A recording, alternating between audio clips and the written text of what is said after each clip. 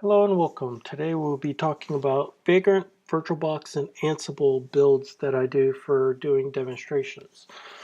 So first I'll go over some of the software that I'm utilizing, so that way if you potentially have different versions and things act a little differently, there won't be too much of a surprise. I'm currently using a MacBook Pro and I'm running the Mac High Sierra, which is 10.13.2. And for Vagrant, I'm running 2.1.5. For VirtualBox, 5.218. Git, and then Ansible is 2.7. I think it'll still work with like 2.4 and the earlier 2 versions. So what these different components are, Vagrant is a tool used for automation for virtual machines, especially for like VirtualBox, VMware, which allows you to control your virtual machines using the command line. Virtual machines, a quick note, is just a operating system within an OS platform that simulates hardware. So that way you can literally install multiple computers within a piece of software. And that is where VirtualBox comes in. VirtualBox is a virtualization software that allows you to install the server's operating systems into a software container. Next, we're going to use Git. I use Git to download the repository where I'm keeping the code for this demonstration. And I posted a link in the blog page for the Git repository and where the code can be found. So you can visit the blog page on level7cloud.com. And the title is Vagrant, VirtualBox, and Ansible. And so finally, once we create those virtual machines using Vagrant to initiate the virtual machine creation, we'll then use Ansible, which is a free automation tool to automate configuring your servers and configuring, installing software, making modifications, all in an automated fashion. And so we're going to utilize that to do a couple simple changes to the virtual machines to generate SSH keys, to put in a host file to make naming a little easier on the virtual machines. And so the first thing I'm going to go into is describing. So the way Vagrant works is within the directory that you're placing your files to do the configuration. You need a Vagrant file, and within that file, you configure how you want your virtual machines to be configured. And so this is the Vagrant file that I will be using. It's a little more complex because I'm tying a couple things together, the virtual machine creation and then provisioning Ansible. So you can also have this a little simpler if you want to initially learn it out, but I'll just describe how I have this particular file laid out. So it's a Ruby script, literally. That it's the code is Ruby, and Ruby is a simple programming language within Linux. So Vagrant takes advantage of Ruby to do its configuration and creation of the virtual machines. So what we're doing here is using VirtualBox to create the virtual machines. First, we're going to create a configure it's drawing blank object. We're creating a Vagrant configure object into config, and then that is where all of this is going to be placed into. That will get launched, and we'll see that in a little bit here. So I set a variable telling how many virtual machines I want to create. So I'm creating 2 virtual machines in this instance. Next, I will configure the settings for that virtual machine and customizing it. I'm not doing a whole lot to it. I'm primarily just setting the memory and then setting the NAT address for the internal netting, which allows that virtual machine to utilize your computer's network to get to the internet. Because I like to take my laptop with me a lot of the time, so I'm not always connected to my home network. And having that NAT so if I connect my laptop to like my cell phone and then get on the internet that way, this allows those virtual machines to continue to be able to get to the internet. If you used like a bridge connection for the networking on your virtual machines, it will once you configure it with like the Wi-Fi or the net the built-in network, the hard line network, it will stop working once you go like away and then connect it to your cell phone. So I like to use the NAT, which makes it a lot easier for me to access the internet. So the next section here, we're jumping into a loop. And so this is the iteration of the loop. It's going to start at 1, and then it's going to increment into 2. So if I did like 4, it would do 1, 2, 3, 4, and create 4 virtual machines. So that's where this loop comes into play. Next, it will take that number and it will place it into this variable, machine ID. And then we will then define the virtual machine that we're creating. So mine's going to be called level 7 cloud base, and then it will place the variable into here. So it will be a 1 for the first virtual machine and a 2 for the second.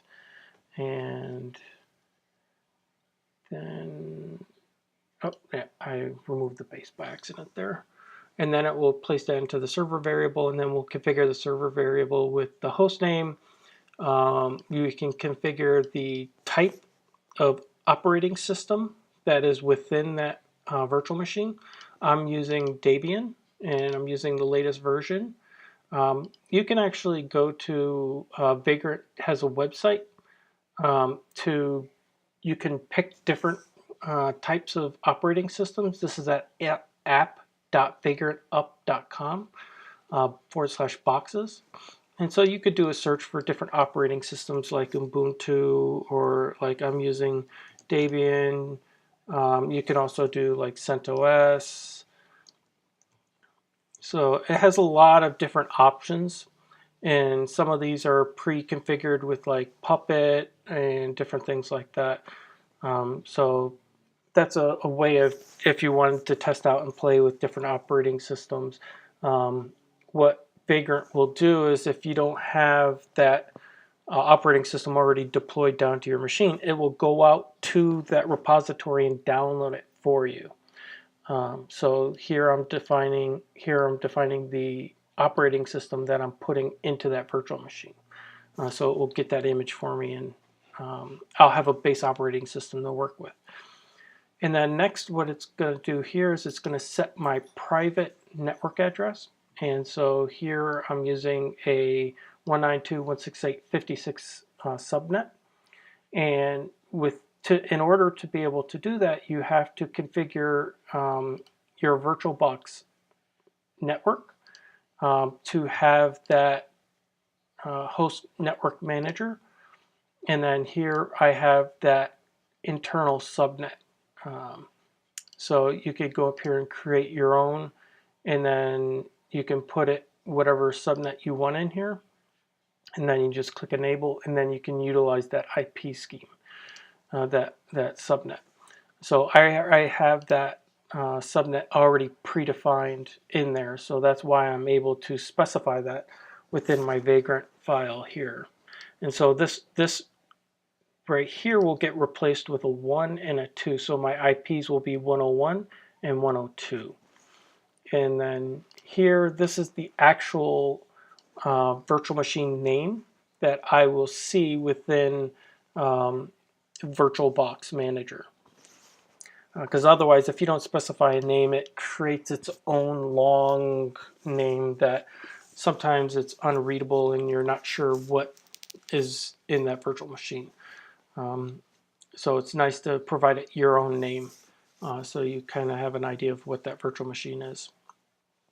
And then once you've defined your virtual machine details, next I'm doing here is I'm checking to the machine ID variable to see if it has reached the total count. So um, if I set this VM count to like 4, this section of code wouldn't run until I hit the last virtual machine. So when machine ID was 4, which equals the total count of 4, is when it will run the Ansible playbook. And the reason I do that is because I don't want to run the playbook every time a virtual machine is created. I want to run the playbook after all of the virtual machines are created. And so that way, and actually what I could potentially do here is take this and add this to here.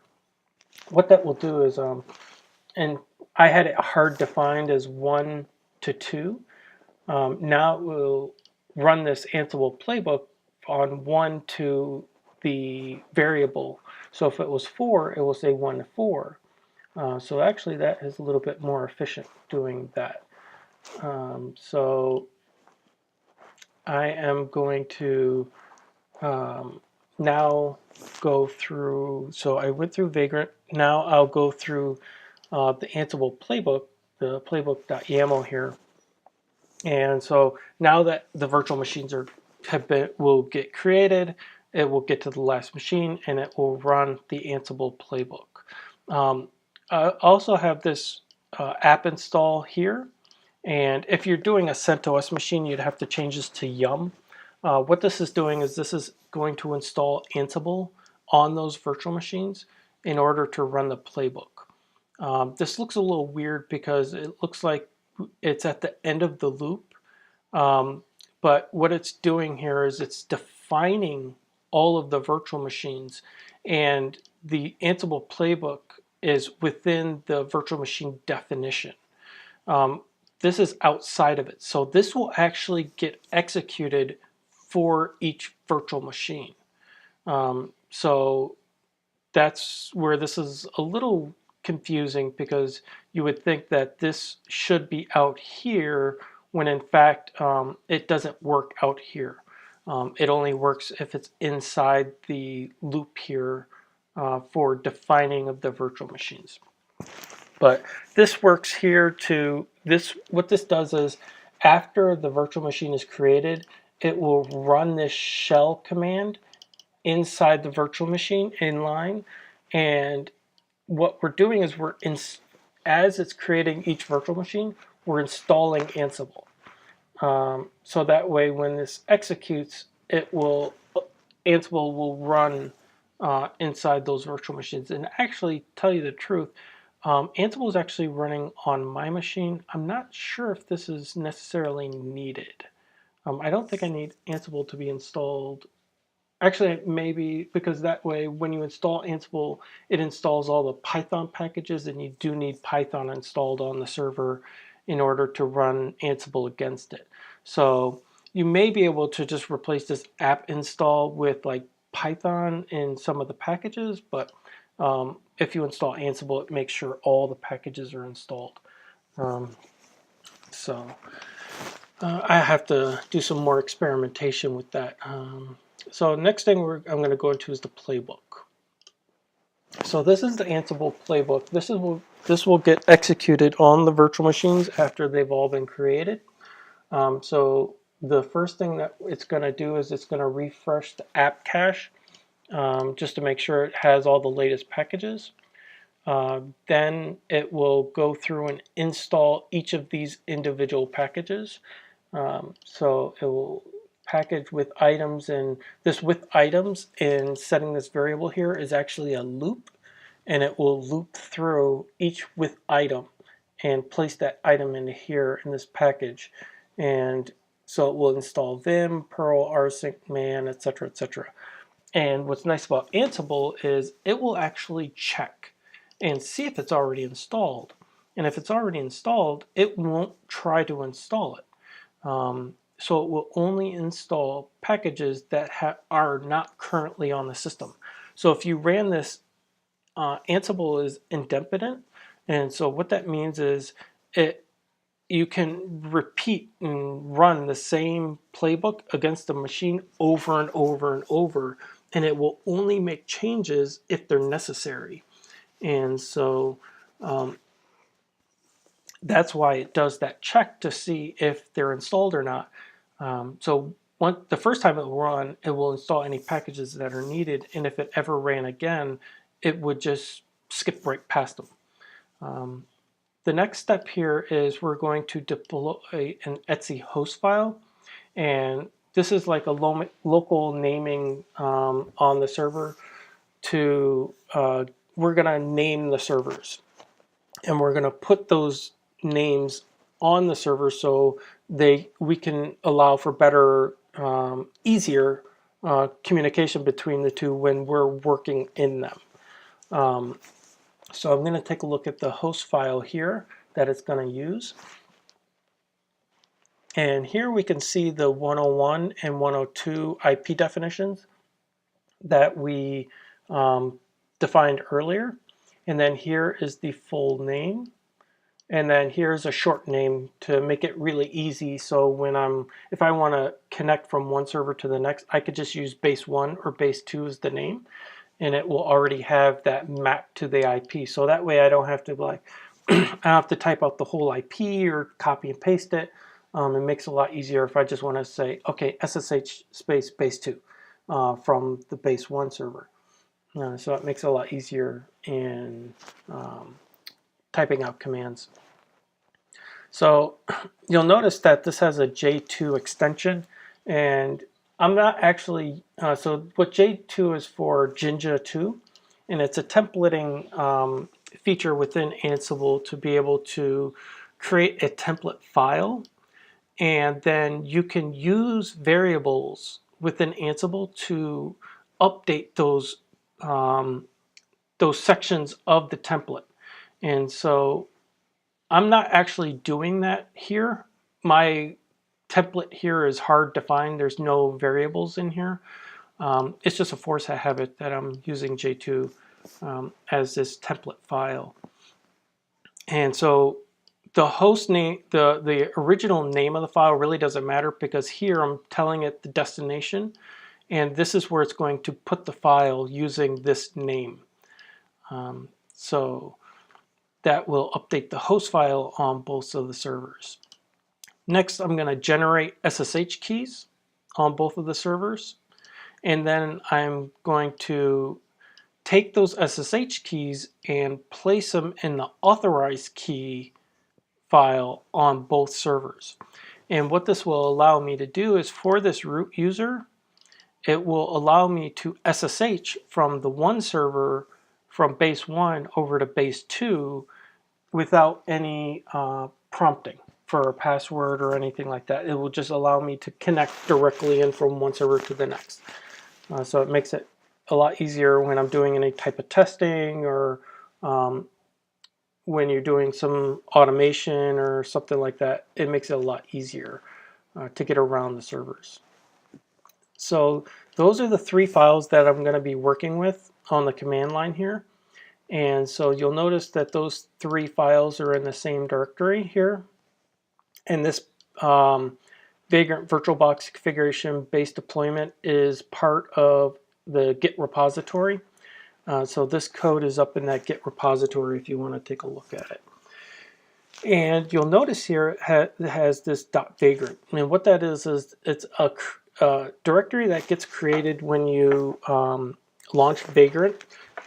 So I've already launched Vagrant in this directory before. I can actually remove this directory because it will get recreated when I launch the new files. Let's spell that right. Oh, come on. Recover. Okay. So now if I look in this directory, that directory is gone, but it will get recreated. So all I need to do, so the first command I'm going to use is vagrant status. And that will show me, so right now what it will do is it will read that vagrant file. And once it reads that file, it will kind of determine the names of the VMs, and it will check in VirtualBox to see if those VMs exist and what it needs to do. It kind of gets a status, and then it tells you here that, yes, I see you have defined 2 virtual machines, but I don't see them created within VirtualBox. And you can see here it created this .vagrant hidden directory. And within here, it creates a machine, it creates a directory for each machine that's defined, and then within there, it has VirtualBox. So pretty much it lays out a format of how the structure for Vagrant. So next, I'm going to run Vagrant up. And what that will do is that will create those virtual machines within VirtualBox for me. And it will utilize that the image that I specified. And we'll see that here. So here it's launching that first virtual machine. It's going a little faster for me because I already have this Debian stretch image, and you can see it checks to see if it's up to date. If it didn't, and importing it here. And so if it didn't have the box, it would take a lot longer to launch the first virtual machine because it would have to download that image from the internet. And so here it's going through the rest of its configuration. And so now it's going through and running that inline script. And it's installing Ansible. And so now it jumped back over here because now it's doing base 2 and it's running the second one. So here it finished up installing Ansible. Now it launched base 2, and this is where it's currently at on that second virtual machine. So now it's installing Ansible on the second virtual machine, and it's just running right along through here. And so now it's completed the 2 creations. Now it's running the Ansible Playbook. So it has determined that it's created both of them. Now it's running the playbook on both of them. And so you'll see here some of these come up as green. That means this software is already installed in that virtual machine. And for the ones that aren't green, it's actually, Ansible is actually installing that software. And so that's where Ansible is nice to be able to configure these machines automatically. And so here it updated the etc host files, here it created the SSH keys, and then it placed those SSH keys into the authorized keys. So now both of my virtual machines are now created. And Ansible, Vagrant and Ansible have completed their task. Now if I run Vagrant status again, we will now see that both of these are running. And so the next thing we can do within Vagrant is I could take the name and I could do Vagrant SSH to that machine. And now I am SSH'd into that server. And now I can sudo it become root. And now that I'm root, as I was mentioning before, I created the SSH keys and placed them in the authorized keys on both of those. And I also created the short name base 1 and base 2. So if I did a ping on base 2, it resolves that name to the IP here. And let me just look at something here. Okay, and if let me cat out the, let's see, oh, Etsy hosts. And you'll notice when I became root, it's saying that it's unable to resolve because the host name is this, and in my my Etsy host file, I actually have an extra dash in here. And so that's why it wasn't able to resolve. So I can actually fix that. Let me get rid of the extra dash in here. And I'll save that. Now if I exit and then if I become root again, it doesn't have that error. And so now I can SSH over to base 2. And here I'll put it, say yes to the key. And now you can see that I'm in base 2. And it didn't prompt me for a password. It utilized that SSH key. And you only have to do this, this SSH key fingerprint once. Once it does it, you can then SSH to base 2 again, and no prompts, I am right into that other machine. And vice versa, I can SSH to base 1 from base 2, and I'm back into base 1. And so I can show you, if I go over to the root home directory, and then I go into the .ssh, I can show you the authorized keys here, and you can see that these are the generated keys that Ansible generated and placed into the authorized keys. So that allows the easier SSH back and forth. So now we have our servers created, and now we are pretty much done with the video here. So I am going to show you a couple final commands for Vagrant. First, we're going to Vagrant halt. And what that's going to do is it's going to bring down those virtual machines gracefully. So it's going to try to pretty much initiate a shutdown command on those machines. It's not going to just stop them hard. And now that they're stopped, let me do a Vagrant status. We can now see that those are powered off. So that was different from the initial one where they weren't even created.